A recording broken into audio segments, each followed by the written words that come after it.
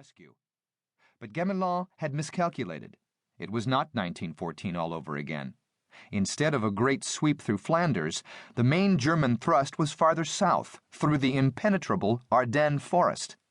This was said to be poor tank country, and the French hadn't even bothered to extend the supposedly impenetrable Maginot Line to cover it. Another miscalculation. While General Colonel Fedor von Bock's Army Group B tied up the Allies in Belgium, General Colonel Gert von Rundstedt's Army Group A came crashing through the Ardennes. Spearheaded by 1,806 tanks and supported by 325 Stuka dive bombers, Rundstedt's columns stormed across the River Meuse and now were knifing through the French countryside. General Carrap's Ninth Army was the luckless force that took the brunt. Composed mainly of second-class troops, it quickly collapsed.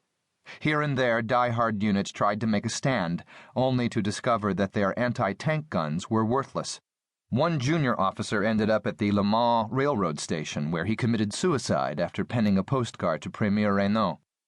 "I am killing myself, Mr. President, to let you know that all my men were brave, but one cannot send men to fight tanks with rifles."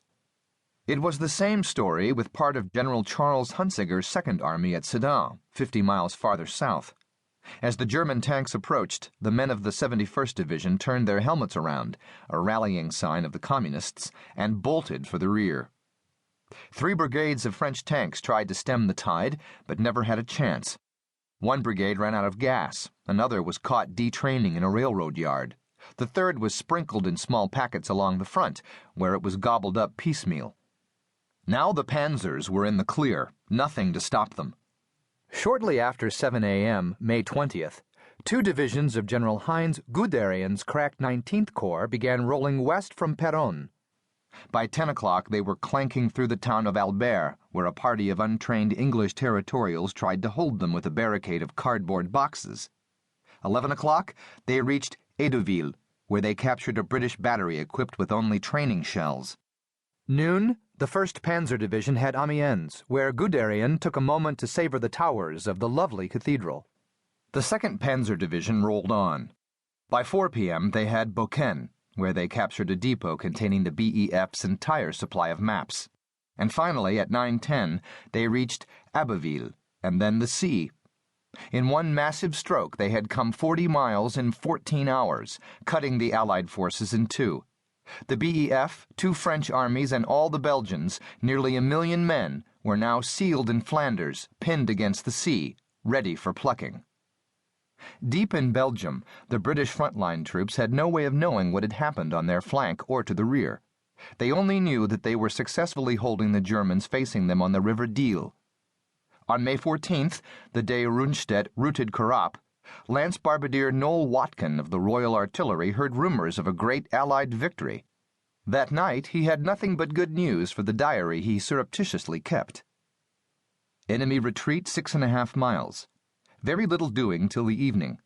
We fire on SOS lines and prevent the Huns crossing the River Diehl. Many Germans are killed and taken prisoner.